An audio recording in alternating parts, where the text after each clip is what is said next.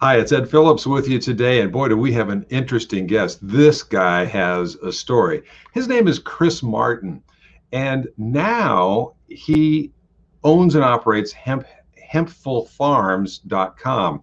But that's just part of the story. We're going to bring in Chris now, and we're going to talk about the early part of the story. So stay with us. We'll do that in just a moment.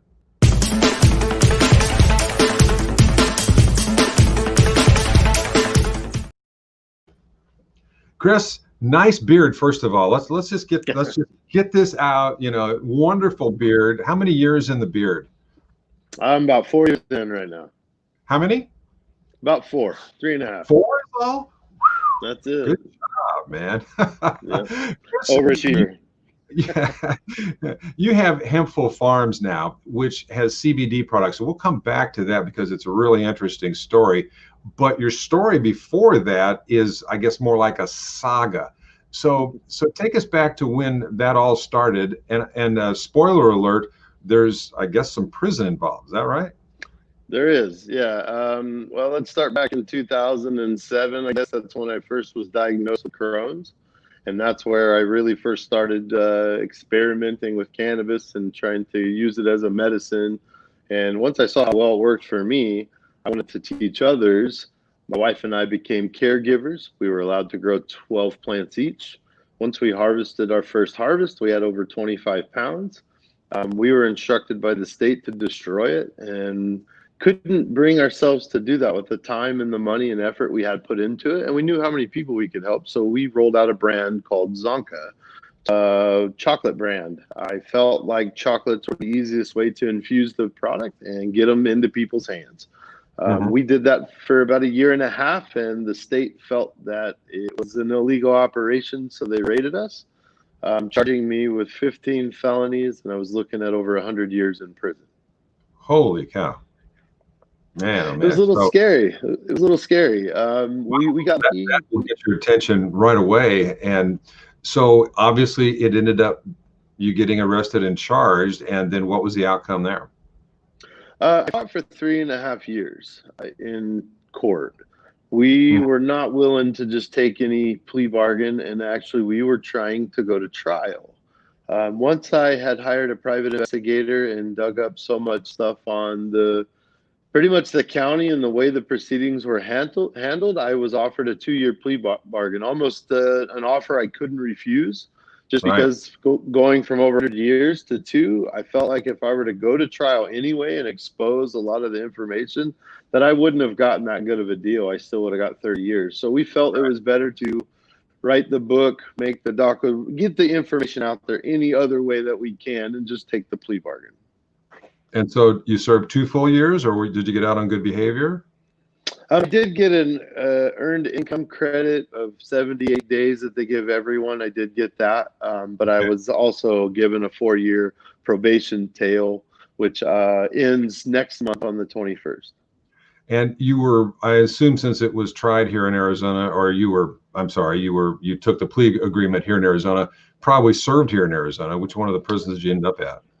I went to a few of them. Typically, I was deemed a gang member because I rode in a motorcycle club, which is ridiculous. But those of us that know, yeah. It just allowed for them to put me in a different category when it came to the felonies. So that carried on into prison. So when I went to prison, I was also labeled as an SCG or a security threat group member. So I go to the higher yards. I was in Yuma first, down in Cibola, and I transferred from there after 1 year and went to Winslow. I was only in Winslow for a couple months because I think they realized I was on the wrong yard per my score. But I had also wrote a curriculum in prison to try to help with recidivism, and when I submitted it to the ADW, they transferred me to Kingman. So I really don't think they wanted any reform help at all. So I ended my sentence there. Well, I don't know if you know part of my past, but I was in the state Senate for 4 years. I was not on the Judiciary Committee, but I am very aware of the goings on within not just our state, but any state. And of course, then there's the federal thing going on. Well, we did want to get part of your backstory because I'm guessing in prison, you had a lot of time to think about your business that, of course, they probably made crash and burn while you were in prison. So Well, after you get out of prison, what did you do next? well, with the 3.5 years of fighting during trial, that's where I really spent most of my time working. Okay. As most people know that have been to prison, there's not much you can do there but sit there. Yeah. There's not a lot of programs or classes, and it's actually illegal to run your business from prison. So if I were to receive my P&L or try to review that on the phone with my family, I would actually get a ticket or get put on report, which means I'm in trouble for running an illegal enterprise, even though I was just trying to help explain the P&L to my wife. So knowing that going in, I decided to separate a lot of my LLCs into separate entities. So that way, if I did get life in prison, my wife could do business and do that separately without being trapped under one umbrella with the businesses. So when I went to prison, it was even harder because my wife was deemed my co-defendant, so we couldn't have visits. We weren't allowed to speak. We could only write each other, and know that when I'm on a security threat group, they're going to read every letter. So it was Sure. it was a task. I was actually given a ticket in prison for trying to explain the P&L to my wife over the phone. They tried to get me in trouble for running an illegal enterprise and take my good time, but it was proven that all I was doing was explaining to my wife to turn the lights off more so the APS bill was lower. I mean, it really wasn't that big of a deal. So when I came home, my wife had actually controlled the business while I was gone and did everything amazing. She kept us alive. She kept the product on the shelves in the stores. And I came home to pretty much a running business that just needed a little more hands-on business. So I went to work as soon as I got home, and now we have multiple retail stores, and we're online, and we make white label products for a lot of companies here in Arizona.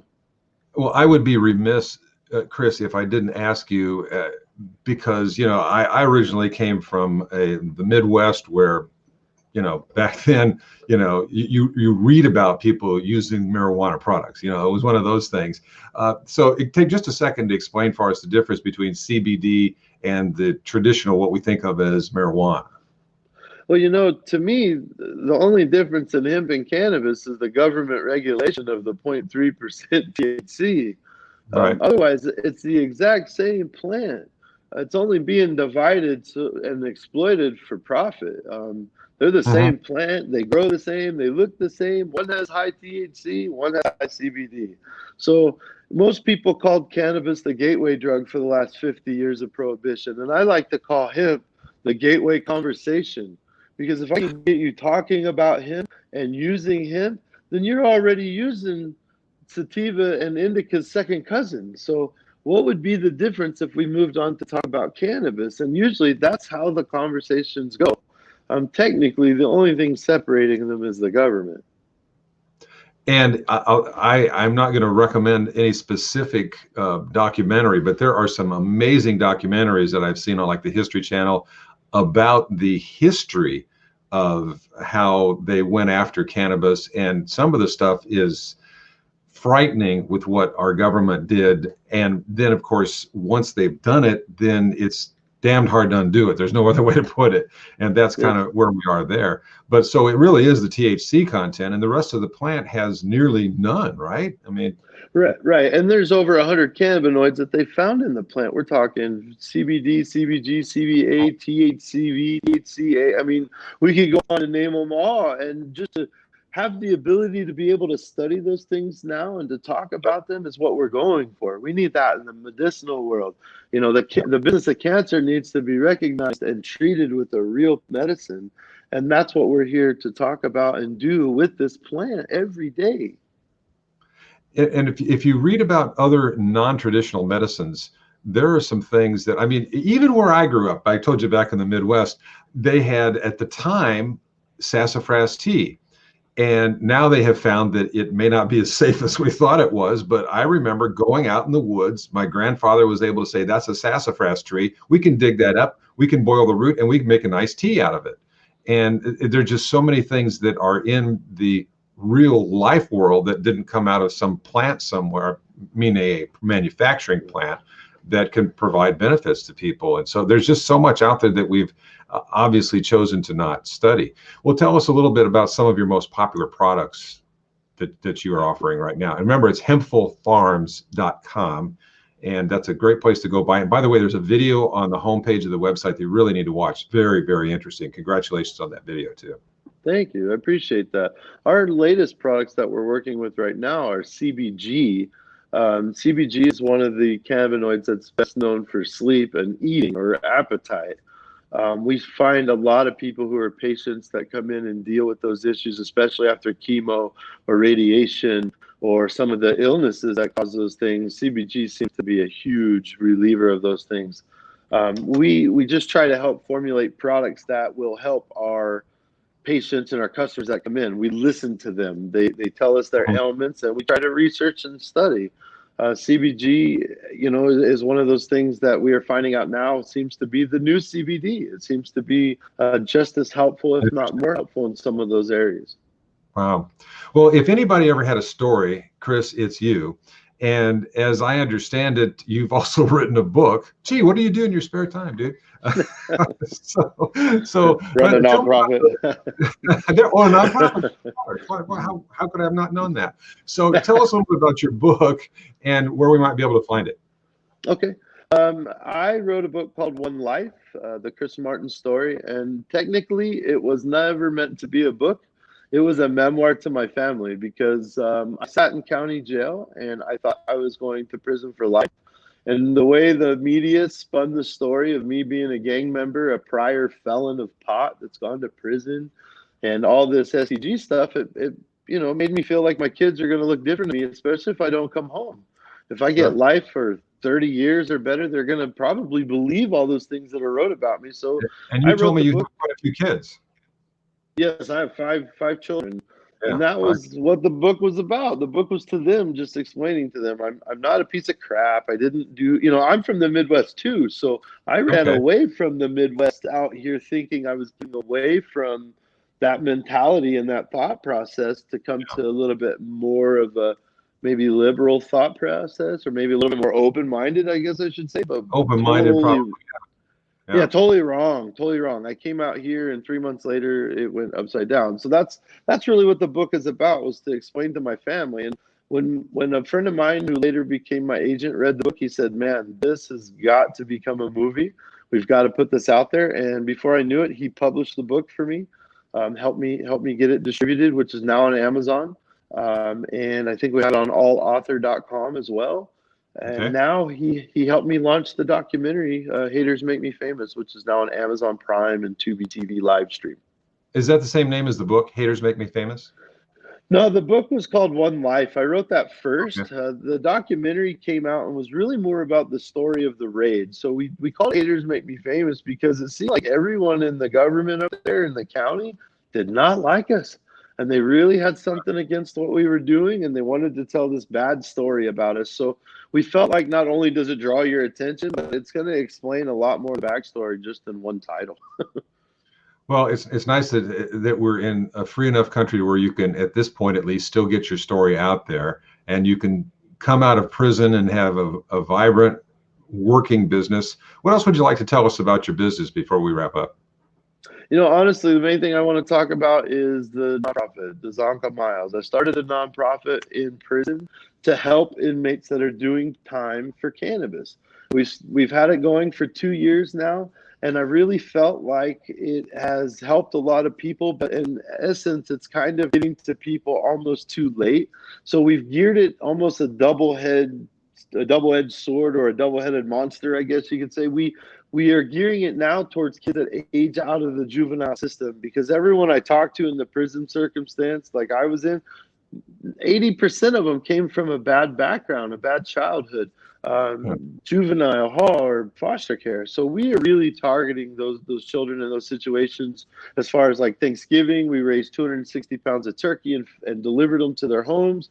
Over 600 gifts we gave out for Christmas, delivering to the group homes, by hand. Like, that's really what we want to do, on top of all the letter writing and the money putting on the books for the guys that are doing life for cannabis right now. Well, Chris, you've got quite a story. We could probably go on for about a week, and we'll choose to not do that because you've got a business to run. We've got other things to get to. So thank you so much for being with us today, sharing your story, and what a story it is. And of course, we'll be back soon to have another one of those great stories about business and people in the same category that Chris is in about business success. Well, I produce